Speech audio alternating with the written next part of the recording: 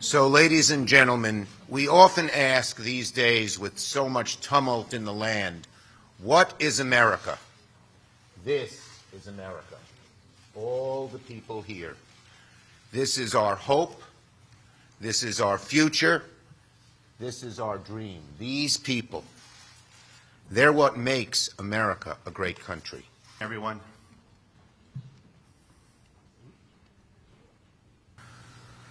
We are hopeful that the court, the Supreme Court, will shine a light on us, will understand the right thing to do, will understand that a president who wants to violate the law and trample on the rights of people like the folks behind us is so wrong that in a nation where there's rule of law, he will be rebuffed, and they will be allowed to stay here and become citizens. That's what we hope. The president's relentless scapegoating of immigrants is the most un-American thing I could think of. My middle name is Ellis, named for Ellis Island. They didn't come through Ellis Island, but it's the same thing.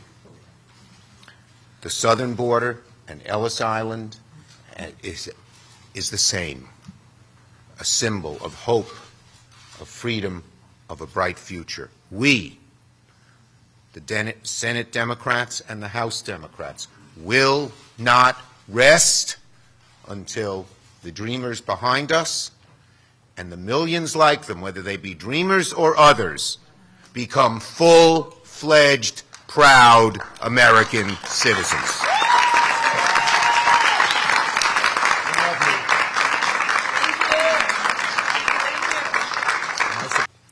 86% of Americans support a right to residency for DACA recipients.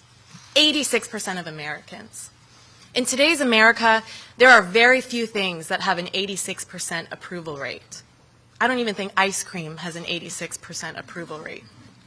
Yet, despite an overwhelming amount of support for DACA recipients, like myself, who continue to contribute to America's academia and America's economy, the executive branch wants to take it away, the legislative branch has yet to sign a bill, and the judicial branch is now examining its legitimacy. And next we have Antonio Alarcon. That we're here, and you see all these beautiful faces and courageous faces, but it's because of our parents' sacrifices. It's not because we shouldn't be blaming our parents, because their decisions are the decisions that they make the best for ourselves. And we wouldn't be here standing with you all without the sacrifices of our parents. So our home is here.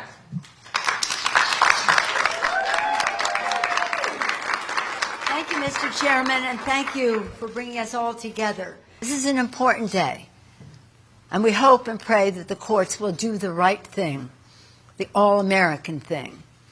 However, at the same time, we are going over to the Senate. I invite my colleagues to join me as we go over to the Senate to bring to Leader McConnell H.R. 6, if I just may. H.R. 6 was passed over 160 days ago, the American Dream and Promise Act, which of course is a remedy for our dreamers and our temporary protected status newcomers, relatively newcomers to our country. This is a bill that has passed. It has overwhelming support. We're not going away until the job is done. So thank you for your courage. Thank you for dreaming, because that is part of what America is. Thank you all very much, and thank you, Mr. Chairman, again. Thank you.